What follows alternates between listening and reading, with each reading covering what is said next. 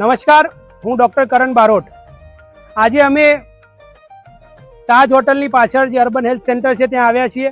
આવા પાછળનું કારણ એ છે કે ઘાટલોડિયા વિસ્તારની અંદર ગોતા વોર્ડમાં આવેલી આકાંક્ષા સોસાયટી, નવરત્ન સોસાયટી, સર્વોદય સોસાયટી, આવી અલગ અલગ 3-4 સોસાયટીને કનેક્ટેડ જે જગ્યા છે ત્યાં સોસાયટીમાં એક બહુ મોટો પ્રશ્ન ઉદ્ભવ્યો છે. સોસાયટીના અંદર પીવાના પાણીની અંદર ગટરનું પાણી મિક્સ થઈ ગયું છે. આ વાતની જ્યારે અમને જાણ થઈ ત્યારે અમારા ગોતા વોર્ડના ઉમેદવાર ભૌમિકભાઈ, અમારા ઘાટલોડિયા વોર્ડના ઉમેદવાર નીલભાઈ સાથે આમ આદમી પાર્ટીની ટીમ આજે જે સ્થાનિકો, અમુક લોકો પ્રાઇવેટ હોસ્પિટલમાં એડમિટ છે, અમુક લોકો અર્બન હેલ્થ સેન્ટરમાં એડમિટ છે, એ તમામ લોકોની મુલાકાત અર્થે અમે નીકળ્યા.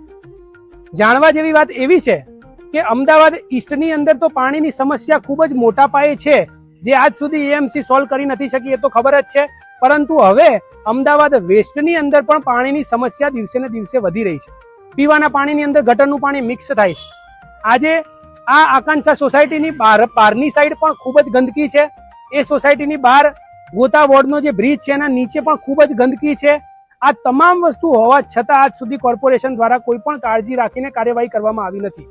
મહત્વનો પ્રશ્ન એ છે કે જ્યારે પીવાના પાણીની અંદર ગટરનું પાણી મિક્સ થતું હતું ત્યારે સોસાયટીના રહીશોએ પાણી પુરવઠા વિભાગમાં કોર્પોરેશનને જાણ કરી, પરંતુ કોર્પોરેશન દ્વારા એવું કહેવામાં આવ્યું કે બધું ઓકે છે.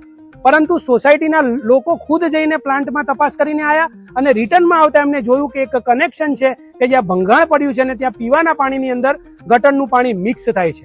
ત્યારે જો આ બધી તકલીફો, જ્યાં ભંગાણ છે, બધું જો કોર્પોરેશનના લોકોની જગ્યાએ સ્થાનિકોએ જ તપાસ કરીને કામ કરવાનું હોય તો આ સરકાર કોઈ કામની નથી.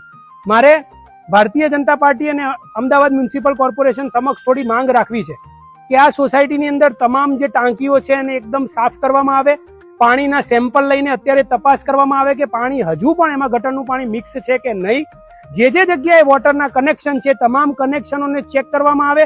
રેગ્યુલર રૂટીન ધોરણે અમદાવાદ વેસ્ટની અંદર તમામ જગ્યાએ પાણીની સેમ્પલ લઈને તપાસ કરવામાં આવે કે જેનાથી વધારે જે આ રોગચાળો ફાટીને નીકળ્યો છે.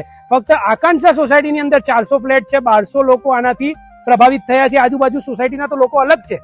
મતલબ કે કોર્પોરેશનના લોકોને અને સરકારને નિવેદન કરીએ છીએ કે આવી પાણીની સમસ્યા, જ્યારે આપણે વિકાસની વાત કરતા હોય પરંતુ વિકાસની વાતની સામે પૂરું પાણી પણ આપણે ચોખ્ખું ના આપી શકતા હોય, આપણે સ્માર્ટ સિટીની વાત કરતા હોય પણ આજે પણ અમદાવાદમાં પોલ્યુશન હોય, આ તમામ વસ્તુ જ્યારે વિકાસ માત્ર કાગળ પર હોય દેખાય છે, જમીન પર આજે જે રહેવાસીઓ છે એ આજે હોસ્પિટલમાં એડમિટ છે. એમનો જે સમય, એક માણસ એડમિટ થવાના કારણે સંપૂર્ણ પરિવાર જે એના પાછળ લાગેલો છે, એનો જે સમય, એના જે પૈસા એ વેડફાયા છે, એના માટે જવાબદાર કોણ? આ પ્રશ્ન અમે કોર્પોરેશનના સત્તાધીશોને પૂછીએ છીએ. જય જય ગરવી ગુજરાત, જય હિન્દ.